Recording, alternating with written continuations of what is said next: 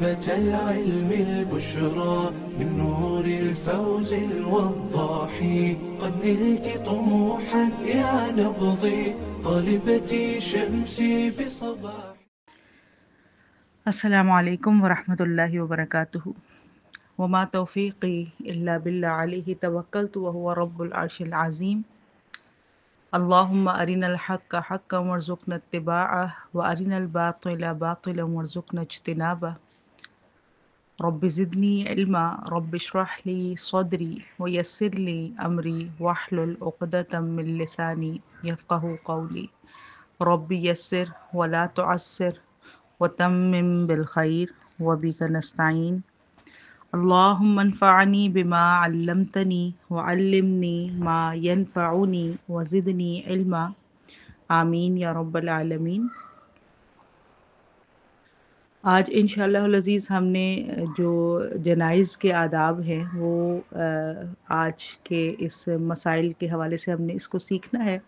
دیکھیں، آداب معاشرت کے حوالے سے کچھ ٹاپکس جو ہیں وہ میں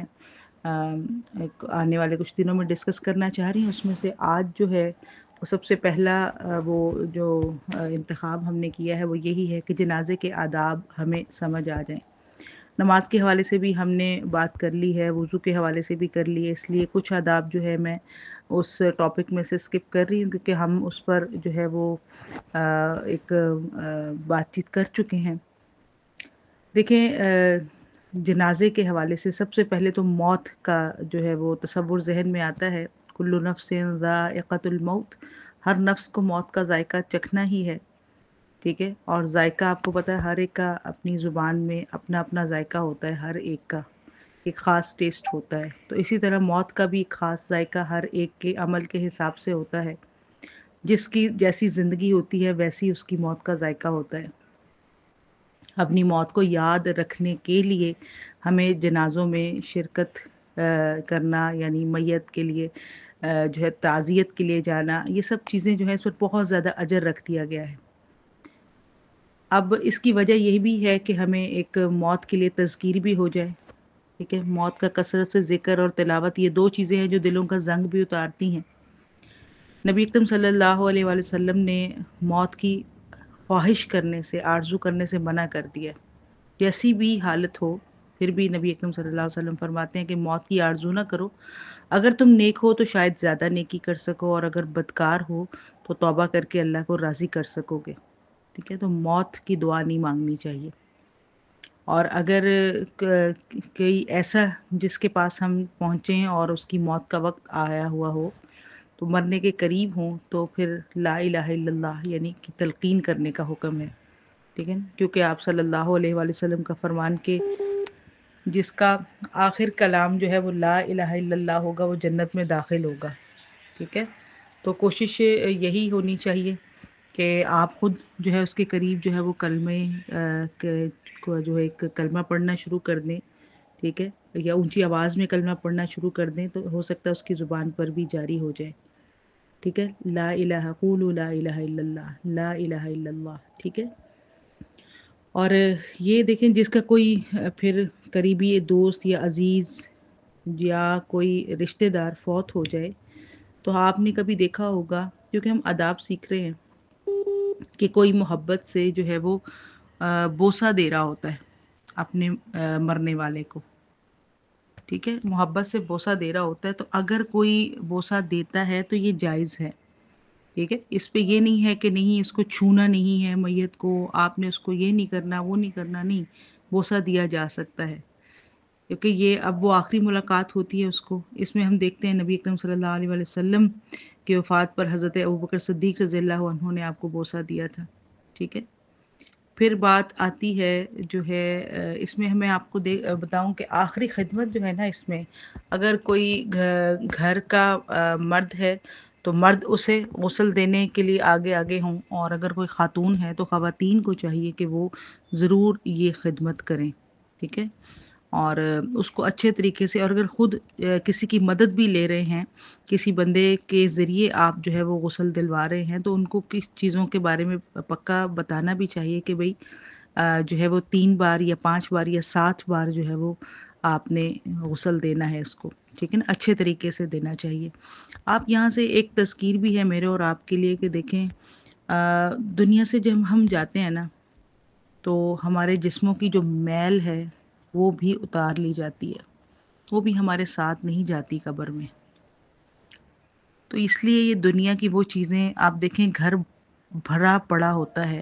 مگر جنازے کے لیے چارپائی بھی جو ہے وہ مسجد سے لے کر آتے ہیں، حالانکہ گھر میں اسی کے یعنی کہ بنائے ہوئے، اسی کے ذریعے سے آئے ہوئے وہ فرنیچر اور یہ ساری چیزیں جو ہے، عورت کا جہیز بھی موجود ہے اگر وہ گئی ہے، جہیز کی چیزیں بھی ہیں، دوسری بھی ہیں گھر میں جو اس نے خود بنائی ہیں، سب کچھ موجود ہوتا ہے، طرح طرح کے کپڑے ہیں، بستر ہے، ٹھیک ہے، بیڈ شیٹس ہیں، کمبل ہیں، لیکن کوئی بھی چیز جو ہے وہ اس کے کسی کام کی نہیں رہتی، نہ اس کے وارڈروب میں طرح طرح کے کوئی کپڑے اس کے کام کے رہتے ہیں، نہ ہی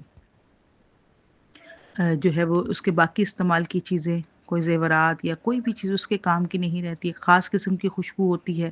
وہ مردے کو لگانی ہوتی ہے، ٹھیک ہے، وہ ظاہر ہے وہ اس کے اوپر تو نہیں پڑی ہوتی نا، ڈریسنگ کے اوپر وہ خوشبو تھوڑی پڑی ہوتی ہے جو مردے کو لگانے والی، وہ تو پھر وہ بعد میں منگوائی جاتی ہے۔ اور یہ ساری چیزیں جو ہے وہ آپ دیکھیں کہ ہم اپنے زندہ رہنے کے لیے، اپنے آپ کو ہم سروائیو کرنے کے لیے یہ کر رہے ہوتے ہیں، لیکن جو موت سب سے بڑی حقیقت ہے، زندگی تو فانی ہے، ختم ہو جائے گی، لیکن موت آنی ہی ہے، اور یہ حقیقت ہے اور یہ لازم ہے، ہر ذی روح کو موت آنا۔ اس کی تیاری جو ہے وہ ہم نے خود بھی کرنی ہے، اور اگر کوئی یہ تیاری صحیح سے نہیں کر کے گیا، کیونکہ بہت سے نفوس، میں کہتی ہوں کہ 99.5% لوگ ایسے ہوتے ہیں جو کہ تیاری نہیں کر کے گئے ہوتے، ہمیں کرنی چاہیے، ٹھیک ہے۔ میں اکثر اپنے اس طرح کے جب ٹاپکس ہوتے ہیں تو میں بہنوں کو مشورہ دیتی ہوں کہ اپنے سائز کا کفن یا اپنی چیزیں یہ ضرور لے کر، اپنی ہر چیز جو ہے وہ اپنا ایک وہ بنا کے، ایک پورا بیگ جیسے ہم نے حج کی تیاری کی ہوتی ہے نا، اسی طرح کفن دفن کی تیاری کا بھی پورا وہ سیٹ ہمارا بنا ہونا چاہیے، اور اس میں ہم اپنے گھر والوں کی، اپنی بیٹیاں، بہویں، بہنیں، چھوٹی بہنیں یا کسی کے بارے میں اس کو بتائیں بھی کہ یہ ایکٹیویٹی بھی کروائیں، گھر میں بھی اس ایکٹیویٹی کو، اس کا ذکر کریں، اس کو کر کے دیکھیں کہ کیسے کفن بچھایا جاتا ہے، مردے کو کیسے نہلایا جاتا ہے، ٹھیک ہے۔ یہ ورک شاپس جہاں کہیں ہو رہی ہوں آپ لوگ ضرور کیا کریں، ٹھیک ہے۔ کافی پلیٹ فارمز ایسے ہیں جو کہ جو ہے وہ میت کے حوالے سے جو ہے وہ کفن دفن کی جو ورک شاپس ہیں وہ کرواتے ہیں، تو اس سے ضرور استفادہ حاصل کرنا چاہیے۔ بہت سی چیزیں جو ہے وہ آپ کو انٹرنیٹ پہ مل جائیں گی، تو یہ بہرحال کوئی ایسی چیز نہیں ہے کہ جو ایک انسان جو ہے وہ کر نہ سکے۔ تو اس کے لیے ادب آداب ہمیں تبھی سمجھ میں آئیں گے جب ہمیں اپنی موت یاد ہوگی، ٹھیک ہے۔ اور وہ میت جو بے بس ہوتی ہے، ٹھیک ہے، دوسروں کے رحم و کرم پر ہے، اب وہ ظاہر خود تو نہیں کہے گی کہ مجھے اچھے سے غسل دو، تو ہمیں پتہ ہونا چاہیے کہ مسنون کیا ہے، ٹھیک ہے، 3 بار یا 5 بار یا 7 بار، ٹھیک ہے۔ یعنی کہ آپ صلی اللہ علیہ وسلم جب جو ہے وہ ان کی بیٹی کی وفات ہوئی، ام عطیہ رضی اللہ عنہا فرماتی ہیں کہ نبی صلی اللہ علیہ وسلم کی بیٹی کو ہم نہلا رہے تھے، تو آپ صلی اللہ علیہ وسلم نے فرمایا اس کو 3، 5 یا 7 بار پانی اور بیری کے پتوں سے غسل دو، اور آخری بار کا جو پانی ہوگا اس میں کچھ کافور ملا لو، ٹھیک ہے، اور غسل دائیں طرف کے اعضاء سے شروع کرو، ٹھیک ہے۔ اور میت کو جو ہے وہ 3 کپڑوں میں دفن کیا جائے، اور کیونکہ نبی اکرم صلی اللہ علیہ وسلم کو 3 سفید کپڑوں میں کفن دیا گیا تھا، اس میں کرتا اور عمامہ نہیں تھا، ٹھیک ہے۔ اور دوسری یہ جو ایک ادب آداب ہمیں سمجھنا چاہیے کہ میت عام طور پر کوئی وفات ہو جاتی ہے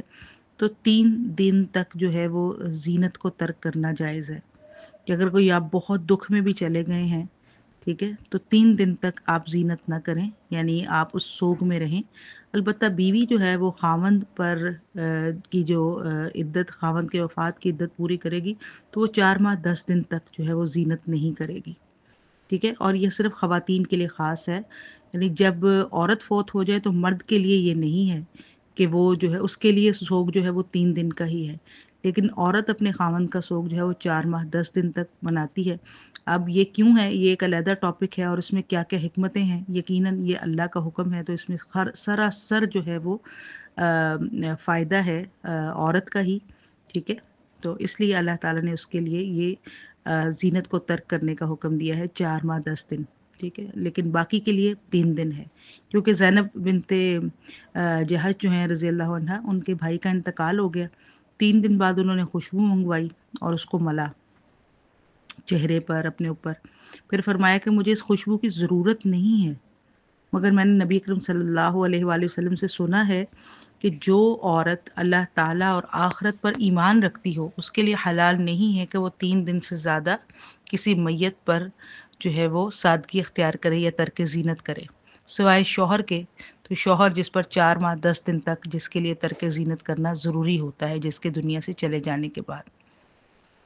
تو یہ آپ سمجھ لیں کہ آپ 3 دن کے بعد آپ کو زندگی کی طرف واپس لوٹنا ہی ہے، چاہے والدہ دنیا سے گئی ہیں، چاہے والد ہیں، چاہے بہن بھائی ہیں، ٹھیک ہے، چاہے بیوی ہے، چاہے بچہ ہے اپنا، یا کوئی دوست احباب میں سے کوئی ہے، آپ بہت دکھ کی کیفیت میں چلے بھی گئے ہیں تو شریعت آپ کو 3 دن بعد واپس لاتی ہے، وہ آپ کا ہاتھ پکڑتی ہے، وہ کہتی ہے کہ زندگی کی طرف واپس آؤ، ٹھیک ہے۔ تو اس میں یہ ہے کہ یہ کوئی ظلم نہیں ہے، کہ شریعت کوئی ظلم نہیں کر رہی، بلکہ کیا ہے کہ انسان جو ہے وہ اپنی باقی زندگی میں ابھی ظاہر ہے اس کا امتحان باقی ہے، جو دنیا سے چلا گیا اس کا امتحان تو ختم ہو گیا، جو زندہ ہے اس کا امتحان باقی ہے اصل میں، اس وجہ سے اسے جو ہے واپس جو ہے وہ زینت کی طرف یا مطلب سمجھ زندگی کی طرف لوٹایا جاتا ہے کہ اپنی ذمہ داریوں کو چھوڑ چھاڑ کر نہ بیٹھو، بلکہ ایک نارمل پوزیشن میں آؤ اور دیکھو اپنی باقی ذمہ داریوں کو۔ اب اگر ایک اس میں آپ یہ سمجھ لیں کہ رونا بہت زیادہ آ رہا ہے تو کئی لوگ کہتے ہیں کہ رونا نہیں ہے، رونا میت کو تکلیف ہوگی۔ دیکھیے اگر بہت رونا آ رہا ہے، آنسو رک ہی نہیں رہے تو آنسو بہانا منع نہیں ہے، ٹھیک ہے، کیونکہ آنسو یہ والے جو آنسو ہوتے ہیں نا جس پر اختیار نہیں ہوتا وہ جائز ہیں، ٹھیک ہے۔ نبی اکرم صلی اللہ علیہ وسلم کا فرمان ہے کہ اللہ تعالیٰ آنکھ کے رونے اور دل کے پریشان ہونے کی وجہ سے عذاب نہیں کرتا، بلکہ زبان کے چلانے اور واویلا کرنے سے عذاب کرتا ہے، ٹھیک ہے۔ یہ نوحہ جو ہے، یہ گریبان جو ہے وہ پیٹنا اور اپنے آپ کو جو ہے وہ عجیب طریقے کی باتیں کرنا اور عجیب طرح کی آوازیں نکالنا، نوحہ کرنا، یہ جو ہے نا سمجھ لے کہ یہ اسلام میں ٹھیک، یہ یعنی بین ہے، سمجھ لیں حرام ہے یہ۔ لیکن اگر خود بخود آنسو نکل رہے ہیں، آپ کے آنسو رک ہی نہیں رہے، مسلسل نکلی چلے جا رہے ہیں، ٹھیک ہے، تو یہ ہے کہ اس میں کوئی منع نہیں کرتا، کیونکہ یہ بھی ایک اندر کی سمجھ لیں کہ انسان کی کیفیت کو بیلنس کرتے ہیں، وہ اس دکھ کی کیفیت سے جلدی نکل آتا ہے جس پر وہ آنسو بہا لیتا ہے، ٹھیک ہے۔ اور یہ جو حدیث ہے نا نبی اکرم صلی اللہ علیہ وسلم کی کہ وہ ہم میں سے نہیں ہے جو میت کو دیکھ کر رخسار پیٹے، یعنی باقاعدہ ایک ڈرامائی سچویشن پیدا کرنا، رخسار پیٹے، گریبان پھاڑے، جاہلیت کی پکارے یعنی نوحہ اور ماتم کرے، وہ ہم میں سے ہی نہیں ہے، کیونکہ ایک مسلمان جو ہے وہ اللہ کی تقدیر پر ایسا واویلا نہیں مچاتا، اس طرح نہیں روتا کہ وہ جو ہے اللہ تعالیٰ سے ایک شکایتی انداز جو ہے کہ اپنے رخسار کو پیٹنا، گریبان کو پھاڑنا یا عجیب جو ہے وہ باتیں کرنا، ٹھیک ہے، جس کا کہ کوئی سر پیر نہ ہو، جاہلیت کی باتیں، تو اس لیے جو ہے وہ اسے منع فرما دیا گیا۔ پھر مسلمانوں کا جنازہ پڑھنا، یہ تمام مسلمانوں پر ایک فرض کفایہ ہے، یعنی اگر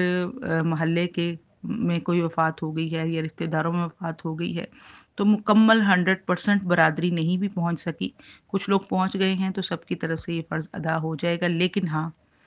جو اس میں شامل ہوگا جنازے میں اس کا اجر اپنی جگہ ہے، ٹھیک ہے۔ اور آپ یہ دیکھیں کہ نبی اکرم صلی اللہ علیہ وسلم کا فرمان کہ جس مسلمان کے جنازے میں ایسے 40 آدمی شامل ہوں جنہوں نے اللہ کے ساتھ شرک نہ کیا ہو، یعنی 40 توحید پرست، تو اللہ تعالیٰ اس میت کے حق میں ان کی سفارش قبول کرتا ہے، یعنی اگر وہ گناہ گار بھی ہوگی تو پھر بھی اس کے لیے حساب کتاب اللہ آسان کر دے گا۔ پھر جو ہے وہ جنازے کے ظاہر ہے جنازہ پڑھنے کا جو طریقہ ہے اس کے بارے میں جو ہے وہ ظاہر ہے وہ ایک علیحدہ ٹاپک ہے، بہرحال یہ سمجھ لیں کہ نماز جنازہ مسجد میں بھی پڑھائی جا سکتی ہے، اور پھر نماز جنازہ کی جو طریقہ کار اس میں جو ہے وہ اصل میں 4 یا 5 تکبیریں دونوں طرح آتا ہے، ٹھیک ہے نا، تو ابو ہریرہ رضی اللہ عنہ فرماتے ہیں کہ انہوں نے نماز جنازہ کی 4 تکبیریں جو ہے وہ روایت کرتے ہیں، اور کہیں سے جو ہے وہ 5 تکبیرات بھی آتی ہیں۔ اور حضرت زید بن ارقم جو ہے وہ نماز جنازہ پر 4 تکبیرات کہتے ہیں، اور ایک جنازہ پر انہوں نے 5 تکبیرات کہیں اور کہا کہ اللہ کے رسول صلی اللہ علیہ وسلم اس طرح بھی کرتے تھے۔ یعنی تکبیر اولیٰ کے بعد جو ہے پہلے تکبیر کہی جائے، اس کے بعد اب ہم سورہ فاتحہ، اس کے ساتھ کوئی سورت پڑھتا ہے، پھر دوسری تکبیر، ٹھیک ہے، دوسری تکبیر میں پھر درود ابراہیمی،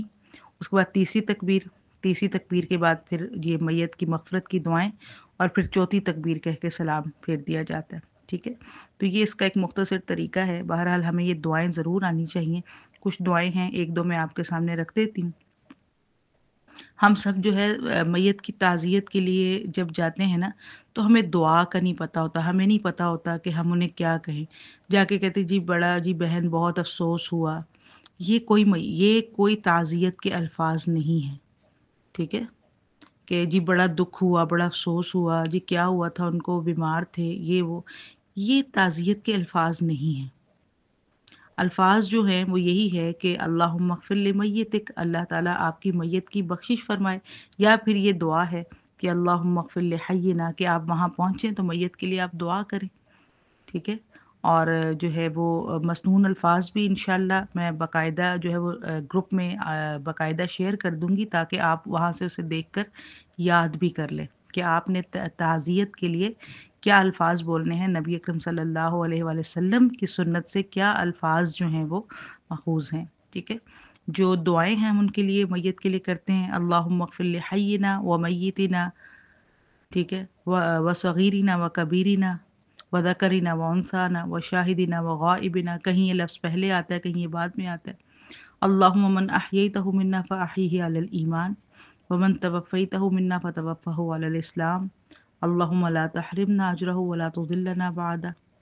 ٹھیک ہے، کہ یا اللہ ہمارے زندہ اور مردوں کو، ہمارے چھوٹے بڑوں کو، ہمارے مرد اور عورت کو، ہمارے حاضر اور غائب کو بخش دے، اللہ ہم میں سے جس سے تو زندہ رکھے اسے اسلام پر زندہ رکھ، ٹھیک ہے۔ ومن توفیتہ منا فتوفہ علی الایمان کا بھی لفظ آتا ہے کہ جسے ہم میں سے فوت کرے اسے ایمان پر فوت کرا، اور اللہ ہمیں اس میت کے اجر سے محروم نہ رکھ، اور اس کے بعد ہمیں کسی آزمائش میں نہ ڈالنا، یعنی اس کے جانے کے بعد، یہ اب چلا گیا ہے تو اس کے بعد ہمیں کسی آزمائش میں نہ ڈالنا۔ پھر یہ دعا جو بہت معروف، ہم کوئی مرد کی وفات ہو جائے تو اللہم اغفر لہ وارحمہ وعافہ واعف عنہ واکرم نزلہ ووسع مدخلہ واغسلہ بالماء والثلج والبرد ونقہ من الخطایا کما نقیت الثوب الابیض من الدنس وابدلہ دارا خیرا من دارہ واہلا خیرا من اہلہ وزوجا خیرا من زوجہ وادخلہ الجنۃ واعذہ من عذاب القبر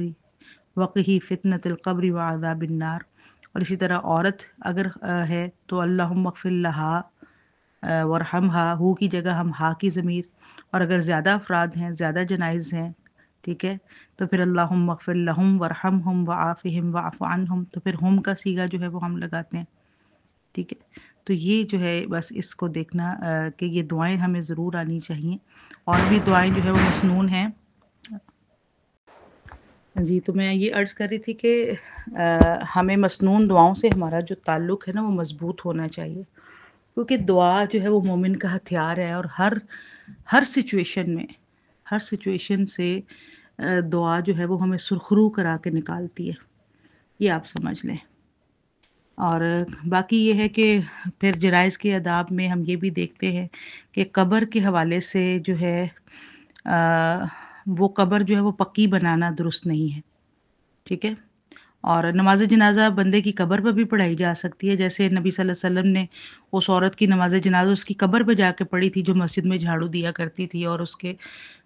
جو ہے وہ وفات کا نبی اکرم صلی اللہ علیہ وسلم کو بعد میں پتہ چلا، تو آپ نے اس کی قبر پر جا کر جو ہے وہ نماز جنازہ ادا کی،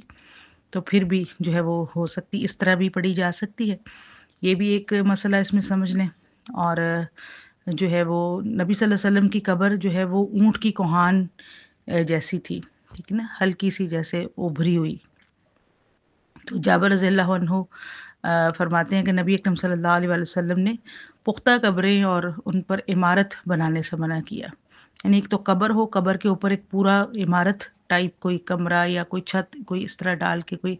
ऐसी चीज़ तामीर कर ली जाए। फिर आप सल्लल्लाहु अलैहि वसल्लम ने इससे मना फरमाया। फिर कब्र पर बैठने और उसकी तरफ मुँह करके नमाज़ पढ़ने से भी मना फरमाया। अब यहाँ बेशक नबी अकरम सल्लल्लाहु अलैहि वसल्लम के रोज़ा मुबारक पर जब हम हाज़िरी देते हैं, तो हम उसकी तरफ मुँह करके दुआ नहीं करते, ना ही इबादत करते हैं। हमने दुआ करनी है क़िबला रुख हो के ही, ठीक है? तो जो है वो जब ख़वातीन की तरफ से जब आते हैं तो असल में वो नबी अकरम सल्लल्लाहु अलैहि वसल्लम के रोज़ा मुबारक वो लेफ़्ट पर आ रहा होता है और जो है वो बिल्कुल फ्रंट पर जो है वो आगे काबे की तरफ रुख करके जो है नवाफिल वगैरह और दुआएं वगैरह वहीं करनी चाहिए। ये नहीं है कि अक़ीदत में इंसान इतना बढ़ जाए कि आप सल्लल्लाहु अलैहि वसल्लम की बताई हुई तालीम को आप सल्लल्लाहु अलैहि वसल्लम के रोज़ा मुबारक पर जाकर ही भूल जाए, ठीक है? तो इसलिए कोई मुजावर बनकर बैठना या चिल्ला करना, कब्र पे जाके चिल्ले करना, ये सब नाजायज़ चीज़ें हैं। हाँ, अलबत्ता अब कब्रिस्तान की ज़ियारत, कब्रों की ज़ियारत के लिए या आखिरत की याद दहानी के लिए वहाँ ज़रूर जाना चाहिए। और इस पे ये सवाल भी आता है, चलें इस टॉपिक के हवाले से इसको भी देख लेते हैं कि ख़वातीन जो है वो जा सकती हैं कब्रिस्तान, ठीक है? अब इसमें ये देखें नबी अकरम सल्लल्लाहु अलैहि वसल्लम ने एक वक़्त था कि मना फरमा दिया था, फिर बाद में ये इजाज़त जो है वो दे भी दी गई। किसी ख़ास सूरत हाल में देखें ख़वातीन जा सकती हैं, क़ब्रों की ज़ियारत कर सकती हैं और अक्सर हम जब जा रहे होते हैं हमारे रास्ते में कब्रिस्तान बने होते हैं, वहाँ से औरतें गुज़रती भी हैं और हम अगर कब्रिस्तान के अंदर जाकर बाकायदा अपनी किसी प्यारे की कब्र पर खड़े ना भी हों, तब भी हमारा कब्रिस्तान के इर्द-गिर्द से गुज़रना होता है। तो कब्रों को असल चीज़ कब्र है। कब्र के अंदर क्या हो रहा है उसकी अंदर की दास्तान को मैं और आप नहीं जानते। अंदर के जो है वो हालात मेरे और आपके सामने जो है वो पर्दे में हैं, हम नहीं जानते। वो गैब का पर्दा हमारे सामने जब खुलेगा तब खुलेगा। हम उसकी तैयारी कर सकते हैं, ठीक है? लेकिन उसमें झाँक कर वो सारा हम अंदाज़े नहीं खुद से लगा सकते। हाँ, अलबत्ता तैयारी कर सकते हैं। नबी अकरम सल्लल्लाहु अलैहि वसल्लम की तालीमात के ज़ाहिर है वो कब्र जो है वो तन्हाई का घर है, कीड़ों का घर है और ये इसके लिए ख़ास तौर पर उसकी सफाई-सुथराई का, उसकी इस रोशनी का इंतज़ाम हमने दुनिया में अपने अमल से, अपने सदक़ात से, ठीक है? और अपने सदका जारिया वाले अमाल से जो है अपने लिए हम अपनी कब्र को दुरुस्त बनाते हैं और रोशन बनाते हैं और जन्नत के बागों में से एक बाग बना सकते हैं। ये दुनिया की तैयारी है। लेकिन वैसे इसको देखने से क्या होता है, मैं इस चीज़ को फ़ील कर चुकी हूँ। आप जब कब्र की ज़ियारत कर रहे होते हैं और फिर आप जब उस ज़ियारत के साथ जो है किसी अपने के बारे में सोचकर दुआ कर रहे होते हैं और साथ जो है अपनी मौत को याद कर रहे होते हैं और वो जो कैफ़ियत आप पर तारी होती है खौफ़ खुदा की, वो यूँ ही मतलब तसव्वुर में करने से नहीं होती। ठीक है ना? कुछ चीज़ें अल्लाह ताला ने हमसे फ़िज़िकल कराई हैं। वैसे तो हम जैसे नमाज की सूरह फ़ातिहा है, अज़कार है, दुआएँ हम लेट के करते नहीं, अल्लाह कहता है खड़े हो जाओ। खड़े होके हाथ बाँध के मेरे सामने पेश हो। वही चीज़ें हमने बार-बार पढ़नी है। तो ये नहीं हम कह सकते कि चलो मैं बैठे-बैठे यहीं पर तसव्वुर में ही कर लेती हूँ, नमाज़ ही पढ़नी नहीं। उसके लिए बाकायदा वज़ू की एक्टिविटी है। आपको उठना पड़ता है, आपको अल्लाह के सामने हाथ बाँध के हाज़िर होना पड़ता है, किबला रुख होना पड़ता है, पाकीज़ा होकर आना पड़ता है। तो कुछ चीज़ें हमारे अंदर हमारे नफ्स को माइल करती हैं, ठीक है? उस आखिरत की तैयारी में मदद करती हैं। इसी तरह कब्रों की ज़ियारत भी हमारी आखिरत की याद दहानी के लिए बहुत मददगार साबित होती है। तो अगर एक औरत जो है पाकीज़ा हालत में है, बापर्दा है और बाशऊर है और कोई ऐसी जो है वो जिसको कहते हैं ना कि थुड़दिली वाली हरकत वहाँ जाकर नहीं करेगी, तो वो जा सकती है, ठीक है? अब इसमें कब्रों की ज़ियारत के लिए भी जो है एक दुआ मसनून है कि अस्सलामु अला अहलि दियारि मिनल मुअमिनीन वल मुस्लिमीन वयरहमुल्लाहुल मुस्तक़दिमीन मिन्ना वल मुस्तअख़िरीन व इन्ना इंशाअल्लाहु बिकुम ललाहिकून। ठीक है? कि ऐ अल्लाह तमाम मोमिन और मुसलमान घर वालों पर सलामती हो, ये हम में से आगे जाने वालों और पीछे रहने वालों पर अल्लाह ताला रहमत फ़रमाए।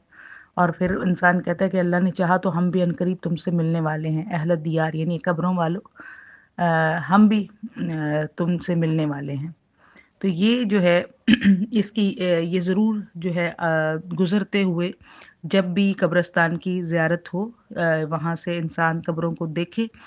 اور قبر والوں کو ظاہر ہے پھر ان کے لیے دعا ضرور کرنی چاہیے، اور اپنی آخرت کو بھی یاد کرنا چاہیے کہ وَإِنَّا إِن شاء اللَّهُ بِكُمْ لَلَاحِقُونَ، کہ ہم بھی اللہ نے چاہا تو ہم بھی ملحق ہونے والے، تم سے ملنے والے ہیں، یعنی ہماری باری بھی آنے والی ہے۔ ہر انسان اصل میں جب کوئی جنازہ دیکھتا ہے، کوئی میت دیکھتا ہے، یا کسی میت کے لیے انسان جو ہے اس کے غسل، اس کے کفن دفن میں، تجہیز و تکفین میں اپنا کردار ادا کرتا ہے، تو اصل میں یہ اس چیز کی طرف ہوتا ہے اشارہ کہ اسے اپنی موت کی فکر ہے۔ تو آج اگر وہ کسی میت کے لیے کھڑا ہے، اس کو کوئی کسی طرح کی سپورٹ کر رہا ہے، تو کل انشاءاللہ کوئی نیک توحید پرست اس کے لیے بھی کھڑا ہو جائے گا۔ تو ہمیں ضرور جو ہے وہ اس میں اپنا کردار ادا کرنا چاہیے، اور اگر اتنا ہمت حوصلہ کسی میں نہیں ہے تو دعا تو وہ کر سکتا ہے۔